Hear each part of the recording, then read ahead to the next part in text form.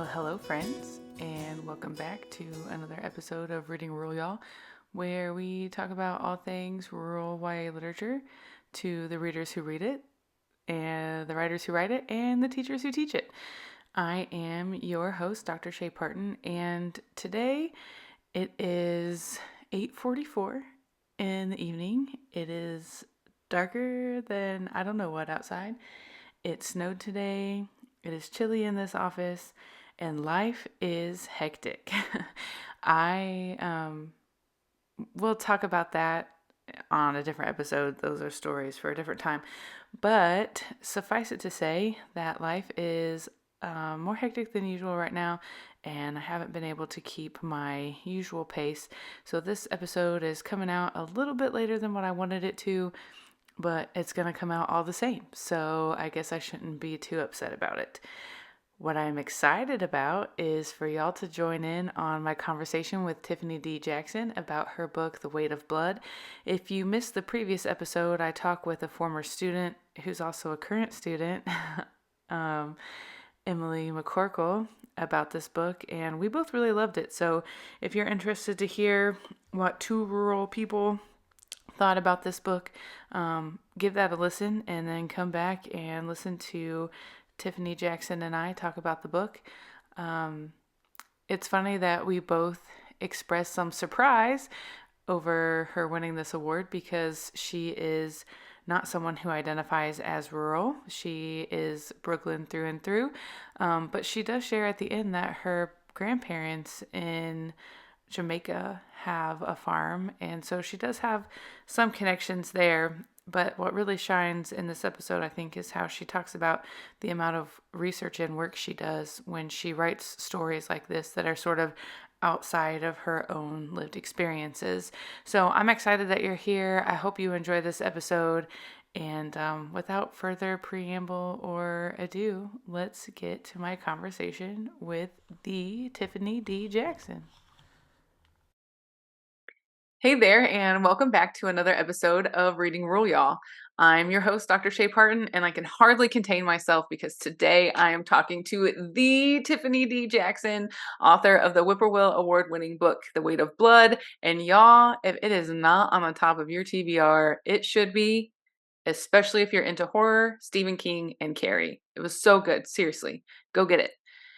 Tiffany D. Jackson is the New York Times bestselling, award-winning author of YA novels Monday's Not Coming, Allegedly, Let Me Hear a Rhyme, Grown, White Smoke, Santa in the City, The Weight of Blood, and co-author of Blackout, a Coretta Scott King, John Steptoe New Talent Award winner, and the NAACP Image Award nominee. She received her Bachelor of Arts in Film from Howard University and has over a decade in the TV film industry.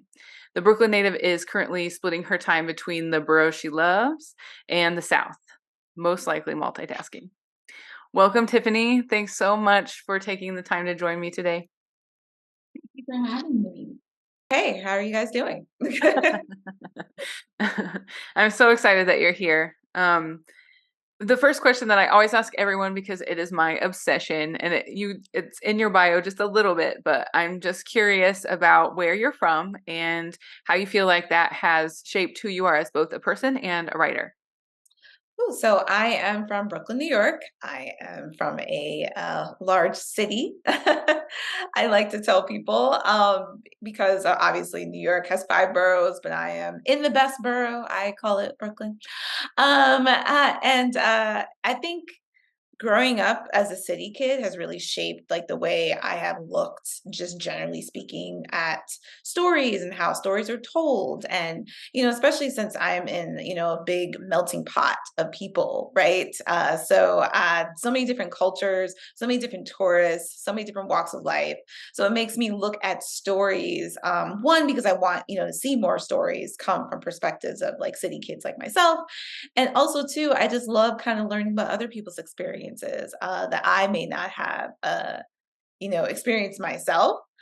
That sort of, makes me kind of like dig a little deeper into like, that particular like person's like past or whatnot. So yeah, I think it definitely has shaped the way I frame stories, the stories I'm interested in and fascinated by, and, continue to research and, dive into deeper.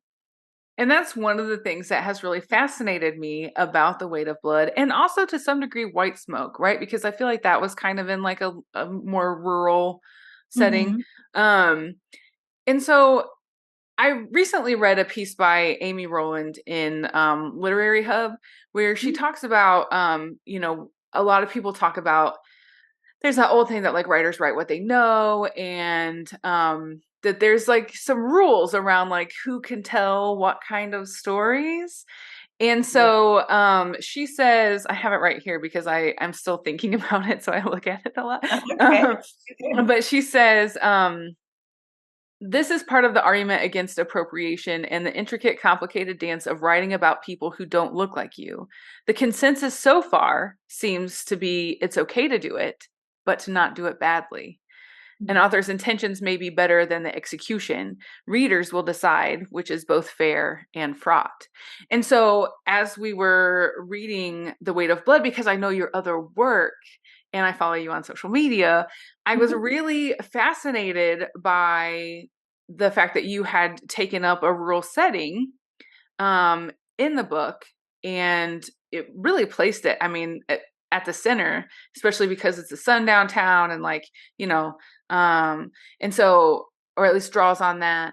And so I just wanted to hear you talk a little bit about like, I was interested to hear if you were thinking about it as a rural book while you were writing it. And then also, what did you do in terms of like research or like your writing process to get at the rurality of a story in a way that still tackled like the really complicated and unsavory um, aspects of being in a rural town, especially as a person of color, but also not completely reduce rurality to racism, to like all, basically saying that like all rural places are racist, which is kind of what the dominant narrative is. So Right. I'm just really curious about what that was like for you when writing the book.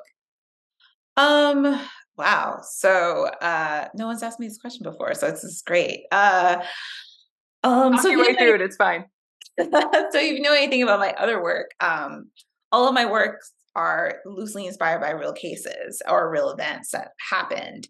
And that requires me to become somewhat a researcher, a scientific researcher. So I dive into cases and I typically do the whole gambit of research. So I'm not just a Google researcher. I'm also, I'm a method author in a way, right? So I'm talking to the lawyers, I'm talking to the doctors, the scientists, anyone who's actually involved.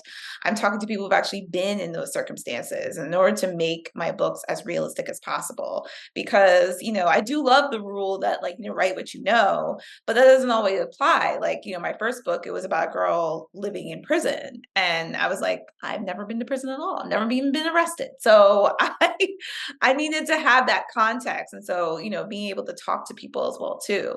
So when it came to The Weight of Blood, to answer the question, yes, I always knew it was going to happen in some type of rural town, specifically because this book is loosely inspired by an event that happened back in, I believe it was 2014. It was about a real town in Georgia that was hosting their first interracial prom. Right.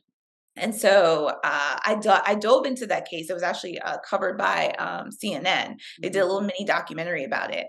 And to see the town and to watch them interview all these different people and to kind of read about the history of this town really kind of opened my eyes to like, oh, like there are actually a lot of towns throughout the country that still practice this, black and white prom kind of situation. So I thought it was really interesting. And that kind of like made me go into, dig a rabbit hole basically to find out more about those type of towns and more about sundown towns even. I didn't even know as much as I do now. Mhm. So that's really where the Weight of Blood sort of started from. Was started from that one event that happened in 2014 of a small town hosting, and I wanted to know understand specifically the specifics about that, the loophole, because of course, I was thinking like, how do you get away with this? And the town was able to get away with it mostly because the prom was hosted by it was a community event. So it wasn't like hosted by the school, which is a federal sanctioned building. Which that's the reason why they were able to get away with that. And I was like, oh, so there's actually a lot of rules like that. There's a lot of loopholes all over the country, not just the South. This also happens in the North as well too. So I was really kind of fascinated by this. Um, and I guess to kind of like dive into like, yes, the research I had to do, like I said, I'm very much a city girl. So I didn't know much about rural environments. So I had to, of course, visit those environments, but also talk to a lot of people that grew up there. I also knew nothing about football and like football towns and, Friday Night Lights. So like I watched that whole series, Friday Night Lights. I talked to kids who actually like, were in those type of environments and how like important football was and how that sort of like played a part. Um, I also, one of the best things about being an author is I get to tour around the country. So I get to visit a lot of rural towns.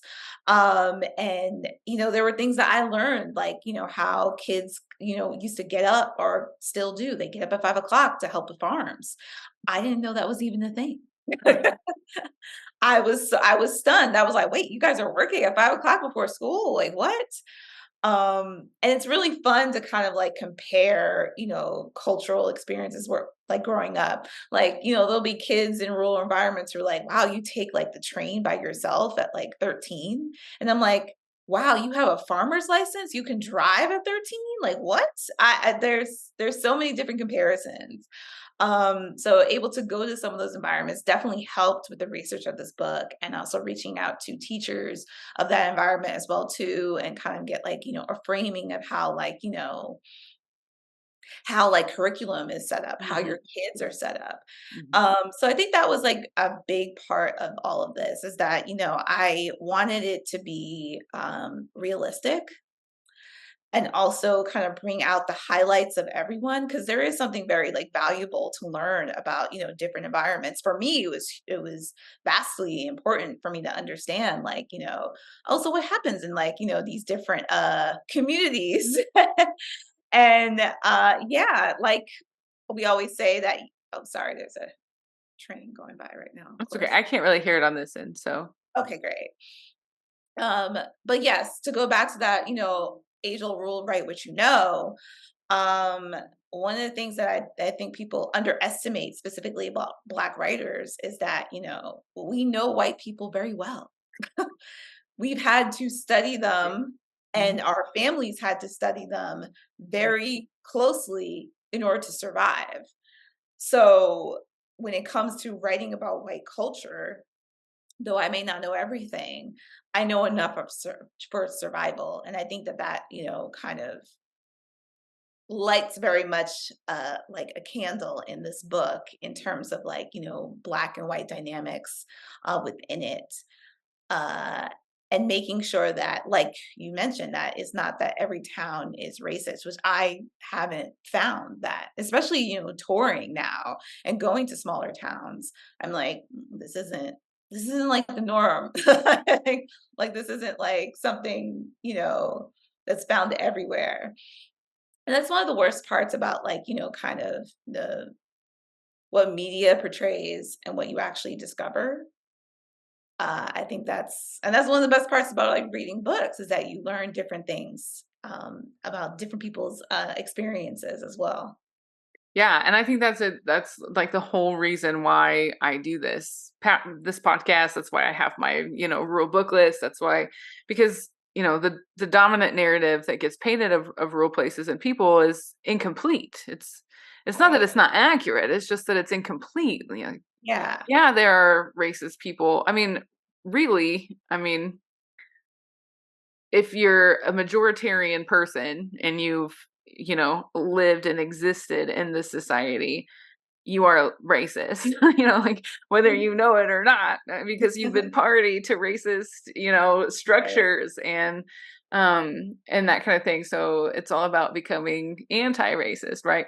Right. Um, and so like, um, and that's one of the reasons why I think that your book is so important. I do a lot of work on rural books, and it's hard to find it's hard to find stories about rural Black experiences.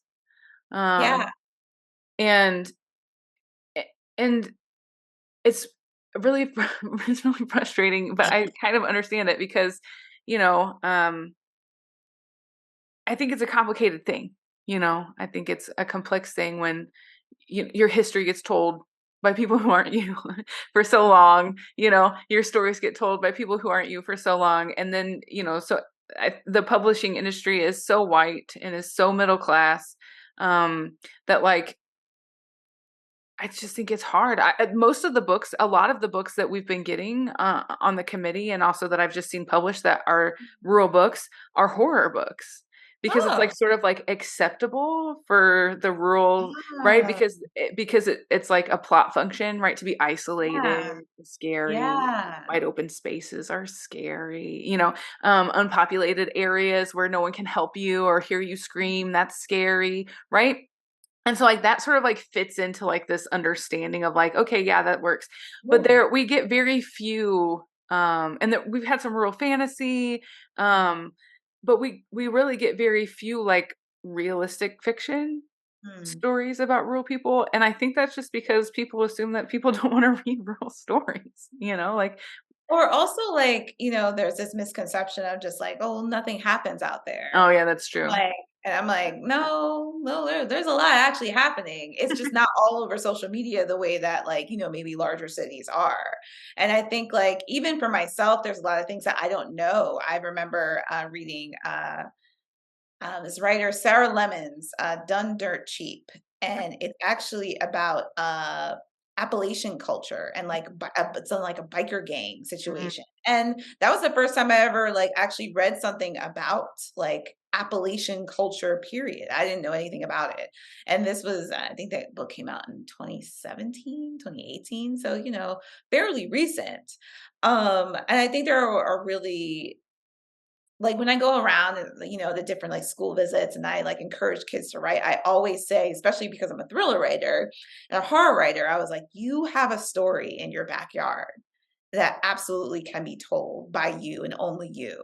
Because not only like is that a story in your backyard, but you also know your backyard. You know all the intricacies of your backyard. I cannot tell you anything about the intensity of how corn is grown or harvested or anything like that. But I tell you one thing, you probably can. So I think like a person, it goes back to the, old saying, like, writers know right should write what they know. Well, who knows better than like, your own area? And especially if you're an active reader and you read all these other stories and you know about thrillers and you know how plot works and stuff like that, like you can write the hell out of a good story that's set in a rural community. It doesn't have to be horror. And I understand the reason for horror, but there is so many other like opportunities for stories to be told, whether it be true crime, whether it be thrillers, like anything like that. There are so many opportunities for that. And so I really encourage kids to like, write what they know, but also write like that story. Like I know grandmama has like, some kind or even just like, I wish there would be more books like with cooking, like with mm, kids cooking. mm, yeah. Like, I would love to see more of those kinda like, because recipes are getting lost, but, like, Mm-hmm. I know there's, like, teenagers out there who can really throw down. Mm-hmm. Or, like, camping stories, like, I don't know much about that, I don't know much about that experience, but I would love to read it because I know that you probably know way more about it than I do. Have you read The Restless Dark by Erica Waters? No, what's that about? So it's kind of a camping true crime story. So Oh, really? there's this like serial killer. They called him the Cloud Kiss Killer because Mm. he was killing people and dismembering them in Cloud Kiss Canyon.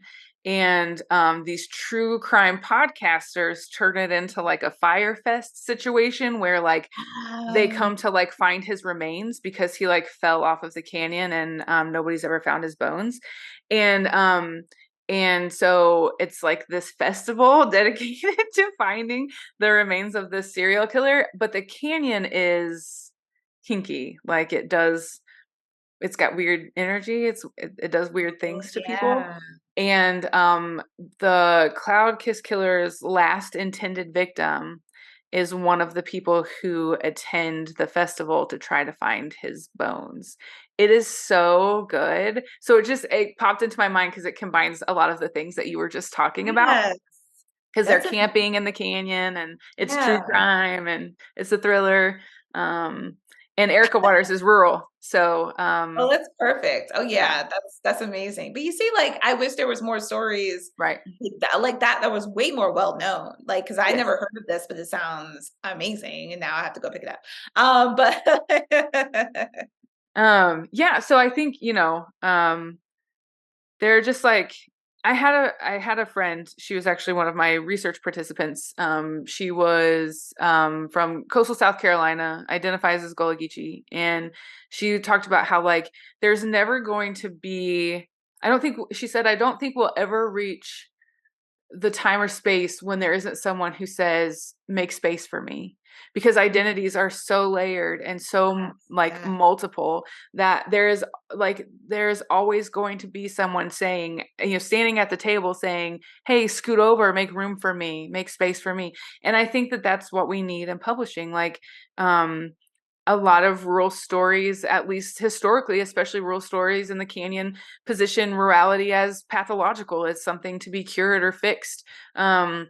And I feel like we still kind of have the idea of rural places as that. And it's not like there's not anything that needs fixing. It's just that there's no perfect culture, right? Every culture has like warts and like stuff that like needs to be yeah, reconsidered, as maybe we don't want to do this anymore. right, yeah, um but I think that we need more stories to showcase and amplify voices and show experiences that don't often get told, to tell stories that don't often get told.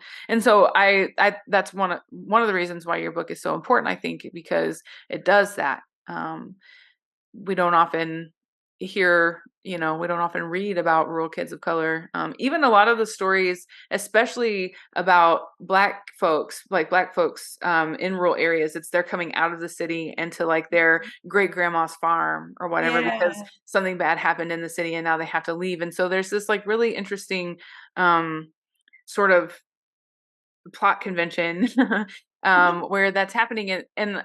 And I talked to another author who said that in her generation, like that's what you would do. Like folks would out migrate rural places. They would go to someplace bigger for more amenities, whatever. But then they would always send their kids home in the summer back to their grandma and grandpa's place to also get to know the country and to get to experience the farm. And I'm an out migrant too, and I'm essentially doing that with my own kids. But I never really thought about that before. And you know what? so, That's a good point because so when I was growing up, my grandparents or my family is from Jamaica. mhm, So most summers I spent in Jamaica from like the time school ended until school began. I didn't actually experience a lot of like Fourth of July's here. So when I did, I was really excited because I was like, oh my God, fireworks, hot dogs, amazing. Like I didn't have that. I was in the country in Jamaica. And since I was a city kid, it was like my first time, it was always the time to like touch grass mhm, and it be in my yard.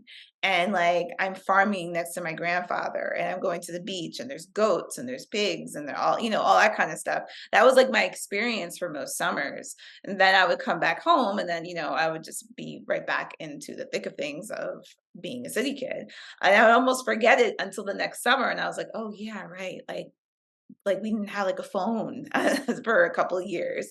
So like yeah, there was that. And I remember I saw like a meme about this, about like, kids, like parents nowadays, millennial parents saying like, I can't imagine sending my kid away for like the whole summer. And I'm like, what? Yeah, I'm 100% doing that. Like someplace else, just so they can experience something else outside of the four walls of their town or city or block that they live on. So I think that is really incredibly important. And for myself, like I for high school, I ended up going to high school in the suburbs of New York. And it was a predominantly white high school. And that was a huge culture shock for me, considering, most of my experience was diverse, whether it be in Brooklyn or in Jamaica. And so going to an all-white high school was very much like I was dropped into the thick of things and not knowing how to like function in a lot of ways, experiencing racism and microaggressions that I didn't even know existed because I was kind of like, I didn't, a- and once again, being like shoved into a box of what these kids thought Black girls were like, and I didn't fit that stereotype. So it was a pretty traumatic experience for those 4 years of high school, which, that is high school. But so everyone's experience, you had to experience something along those lines. But I think like that was the closest I ever got, in my opinion, to like rural in a way because it was suburban. And Mhm. so everyone needed cars and, even though it was very much like city and, it was only maybe 45 minutes away from Brooklyn. It was the closest I ever got to like an experience for like all different people. And I think despite, the fact that I hated high school, but I loved my English teachers. Don't get me wrong. I loved my English teachers and I'm still actually friends with all of them today. I think it was actually really good for me in terms of my creativity because I learned how to come to the table and talk to different people and learn about their experience and be curious about their experiences too. And I think that's really important as well. So I do think that, there should be more like going away from your environment while you still can come back to your environment. Like there's a safe haven, like your house, your parents and stuff like that. But what would it be like to go, a study abroad program or something along those lines while you're still in high school before you become an adult, before you are completely like, have to, when we shove you out into the world, how about we have you experience more of the world while you're still in our safe, like, hands and cocoon? Yeah, and I think story comes from conflict, right? Story comes from conflict. Story comes from like um, discomfort and uncertainty. Yeah, Um, and so I think the more of that you get to have in your life, I feel like the more stories you probably have. Because if you're just like safe and you just feel safe all the time, and there are no situations where you feel like you have to be brave, right. and there's not then stories like the weight of blood don't ex- don't exist. You know what I mean? Like it's harder to create something like that if you've never felt that, if you've never been in a situation that might not be the same situation, but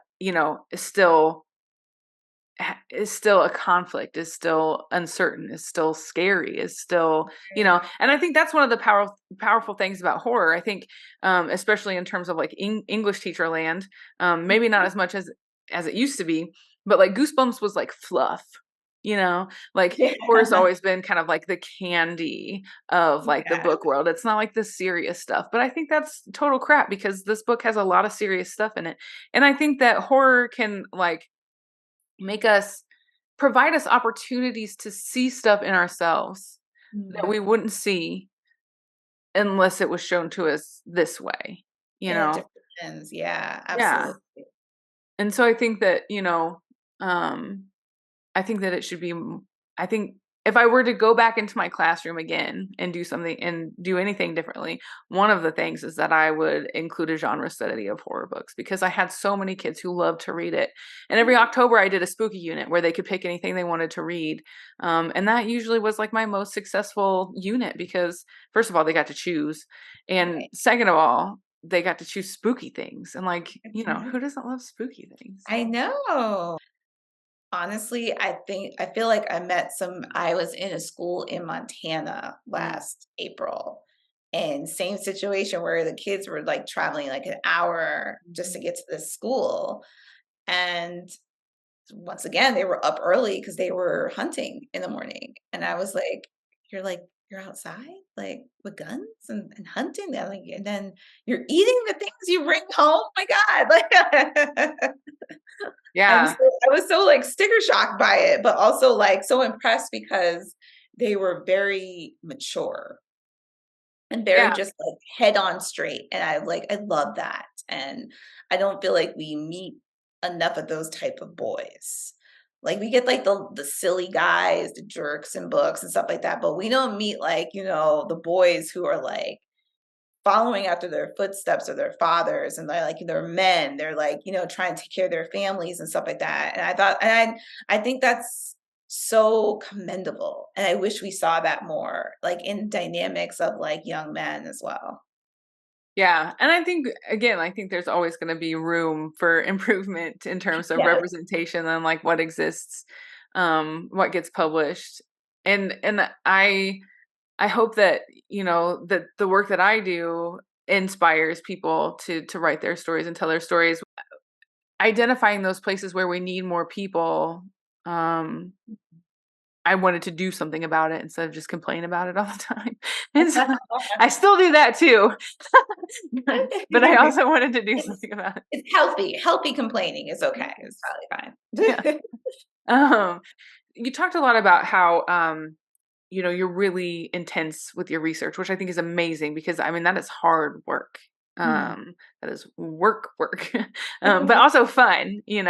Um, but I was just curious, like for people who are listening who might be interested in becoming a writer, or might be interested in telling a story that maybe doesn't feel like theirs. What is your research process like? Like, what are sort of like the steps that you take to like get into it? You can talk about everything from organization or like whatever you want, but I think that sometimes people just think that like stories come through divine and like inspiration and then they just Right. somehow end up on the page, like we don't think about Yeah. writing as labor and work, even if it's a labor of love. So I would love to hear what your research process is like. So typically I start with a case or an event, and I sort of deep dive into any articles I can find about it. I then kind of reach out to some of those people. I may even reach out to the reporter who actually did the article. And then I will look for anything that's similar. So I will look for similar stories, i.e., like if we use the way the blood, I found that one case back in 2014, and then I looked for other cases, and I found some in Arkansas, in Florida, in Texas, even schools today that still have segregated proms. And then I will kind of ask myself like the curious question, like how can I tell the story from a different angle? Like whose angle do I want to tell the story from? And then I decide like who that person is going to be, and then and honestly, I start like developing that person from there. So, for instance, in The Way to Blood, I knew it was going to be a small town. I knew it was going to be a biracial girl. So I had to, kind of discover like, some of the things about biracial people. So I started talking to some more to biracial people as well.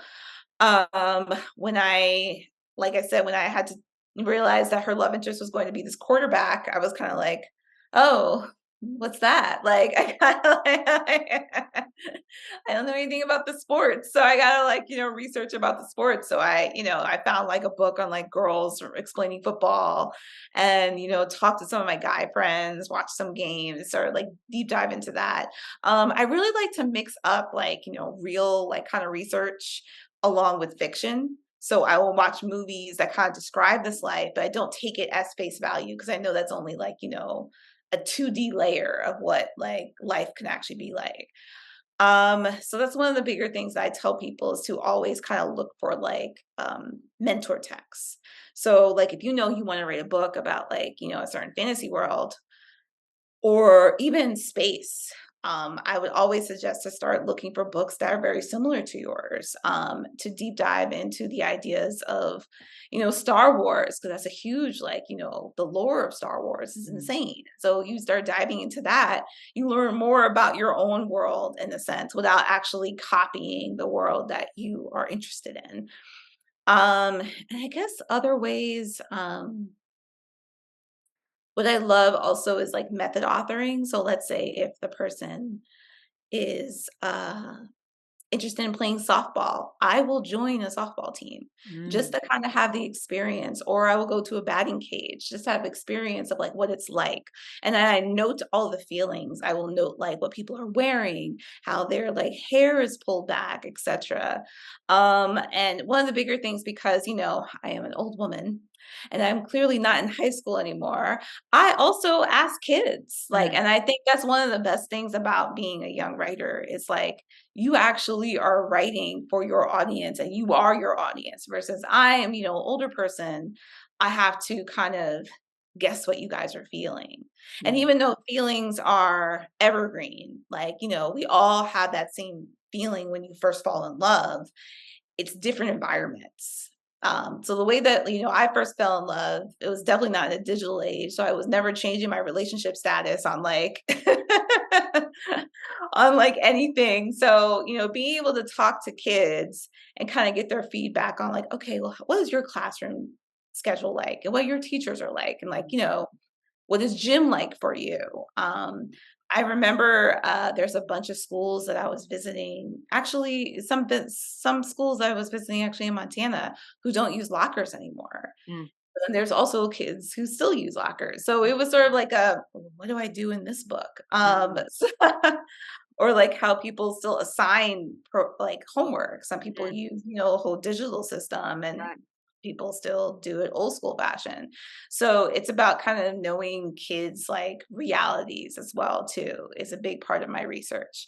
So, and I guess I say that all to say is like, to make sure that you are very clear about what your characters are like, it's a really good idea to kind of like jump in their shoes for even just like a couple of weeks if you want to shadow somebody, like even if you want to like work in a hospital, like you shadow a doctor to see what their like everyday Mhm, life is like.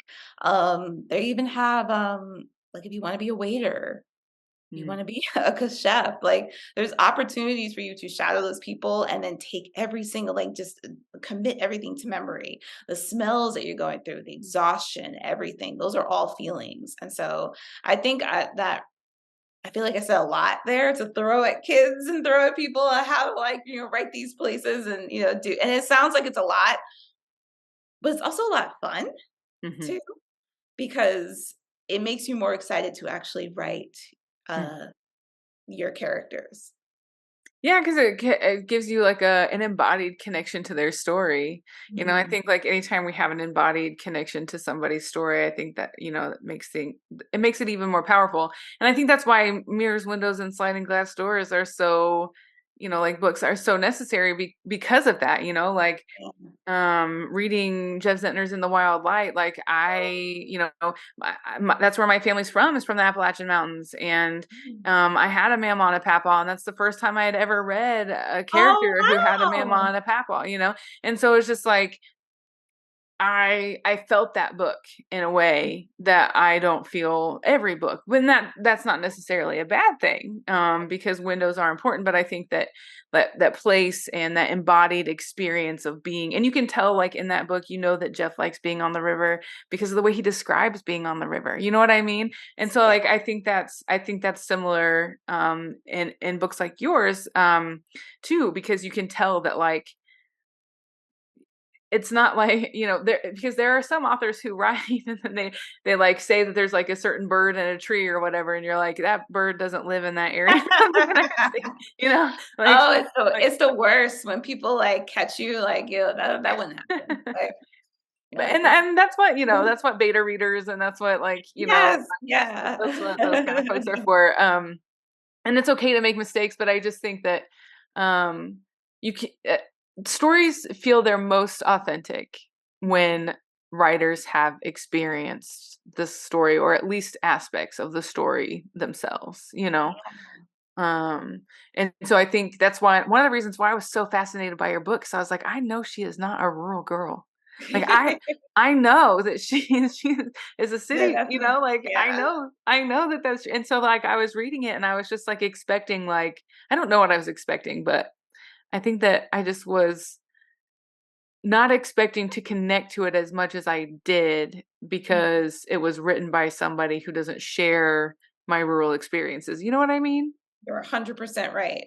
You're 100% right, and I think I tried to go above and beyond in this situation, right? Even when it came to talking about the power plant, Mhm. to go back and talk to like those type of like scientists and like what those environments were like. And I know like the power plant was a very like it may have taken up all of 5 pages in this book, but I felt like it was important to the culture of that Yeah. town, and so I thought that that was something that, that people are aware of, and people are aware of these type of things, and I think that that's something that's important, like, even the smallest thing could be a huge impact on a person's town and culture. Yeah, and to a reader who shares it, So like Yeah. my dad's family's all factory workers, farmers and factory workers, and there's this, well, there was, it's recently shut down, but they all worked for Steel Parts, this tool and die factory in tiny little Tipton, Indiana, and so like reading about the power plant was one of those things where I was like, man, this is like Steel Ah, Parts, you yeah. know? Oh Like, my gosh, I never thought of it that way, but yeah. yeah, so like even if it wasn't a power plant, like there's still like a beating heart industry of some kind, even in small towns. And so whatever that is, whatever feeds the town in that way, then you know, like people know about it. Like it's important. It's important to people. It's part of the town's culture. It's part of, there was a steel parts credit union, and like, there's just Right, yeah. it is. It's just it's part of the culture. It's part of the identity of the town, and so I think that that was really important, and it read really authentic to me, um, along with a lot of the characters in their dispositions. I feel like you captured a wide swath of of the people who exist in rural places. Um, but I think the connection to Carrie too was really powerful. I mean, not only just because I loved that movie growing up and was terrified by it, but also really fascinated by it. Um, just the idea of like what parts of ourselves we let people see, and how the parts of ourselves that we let people see in rural areas are way more visible than the parts of ourselves that we let people see in an urban environment. When there are less people to keep track of, it's Uh-huh. really easy to remember, that, Yeah, this person did this stupid thing in third grade. You remember when right. Bobby ate that caterpillar at recess in third grade, um, and then and in rural areas too, you sort of become known by those things. You get nicknames that are attributed to those things. And I'm sure there's a similar process that exists in like urban schools and communities, especially the sort of communities that exist within communities. But when it comes to rural schools and rural places, like you're super visible. there's Yeah. there's really no way to hide it. You can't Long hide. memories too, long memories. Yes. Yeah, yeah, especially because people usually stay there for generations. I mean, there are some folks who leave, especially those folks who wanna go to university, because there aren't very many universities that exist in rural places. So you're sort of forced to out-migrate whether you want to or not. But I think that, that felt really real about The Weight of Blood, and I think that it captured, the sort of, like the feeling of Carrie, and understanding what it's trying to understand what it's like to be forced to hide something about yourself, and then that thing coming to light, and then Mhm. how people deal with that thing, and like where is your support system? Do you have one? How people outside of your family react to that thing. um and just like the other thing that fascinated me about The Weight of Blood, and I think is a little bit different than The Weight of Blood than it is in Carrie, is the what it means to be a parent, Mm. and the sort of like, because now that I am a parent, I don't think that I probably thought much about it when I was watching Carrie when I was younger, but and so maybe I need to go rewatch it. Maybe I don't give her mom enough credit, um but I think the dad in The Weight of Blood, I don't know, I think you did such a good job of making him a really complicated character, because I really wanted to hate him for what he did. But also you understood why he did what he did. Yes, and I just couldn't. I couldn't hate him. Yeah. And I think Maddie probably felt the same way, Yeah. like I'm sure there, it's just I it's think people are complicated.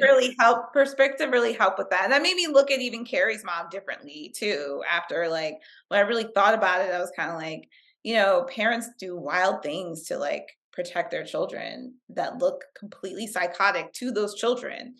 But when you zoom out, it's like, oh, well, maybe still crazy, but maybe like And it kind of goes back to like what you were talking to about like the freedom that millennials are or are not willing to give their kids, like yeah, the way the world changes and the way like the world has never my mantra is the world has never been safe, right? We like to pretend that there's like a there way was to a keep time kids there safe. was, but no, yeah, Yeah, no, there's not. The world has never been safe and it is currently not safe, but the way that it's unsafe changes. And so the way that we try to keep up with that in terms of parenting and whether or not we have, oops, I just hit my mic. Whether or not we have an example of what that parenting looks like because of the way that times change, right? Like that makes things really difficult. And so I just think that I mean I could gush about it all day, but I just think everything in the book was so well done yeah. and it was an early shoe in for me when I was reading it. Um, and I didn't expect it to be, like I said, because I expected it to not represent what I like my own vision of what my rurality is in a way that like felt real to me, So like kudos to you, man. Like that research Thank that you you. did and I'm sure you worked I mean, you must have put so much work into it and I just appreciate that because I think that, you know, rural Black kids deserve to have themselves reflected in rural books in a way that honors them and recognizes their experience. And so I think that happens in The Weight of Blood. So thank you for writing it. Thank you very much. I ask everybody who comes on, what advice do you have for young people and or teachers who want to pursue writing as a hobby, as a side hustle, as a career? Like, um, what words of wisdom do you have for them? I would say read. And I know this is gonna sound I tell people all the time, this sounds like a really corny answer, but I didn't go to school for writing. I went to Mm. school for film. I'm a film school nerd. And the only way I was able to learn how to write is by reading. And I don't mean just reading what I love because I love thrillers, I love horror, and that's I can read that until, forever. But it doesn't always help me be a better writer. So I do go out of my way to read at least like one fantasy a quarter. I read poetry, so I'm more economical with my words. I read nonfiction, so I know and kind of like grasp the idea of like different like cultures and character development. So when I tell people like, oh, the best way to become a writer is to become a reader, like I'm not kidding. Like I am a child of study. And so that's the way I became an author. I didn't take any creative writing classes. I didn't do any of that. I literally read. And honestly, reading is the best teacher. I agree. You have the you have the endorsement of this English teacher. So well, thank you so much for taking the time to come on today. I really, really appreciate it. And I can't believe that I'm talking to you. And I It hope was you have a great. No one's asked me any of these questions, so this has been perfect. Thank you so much.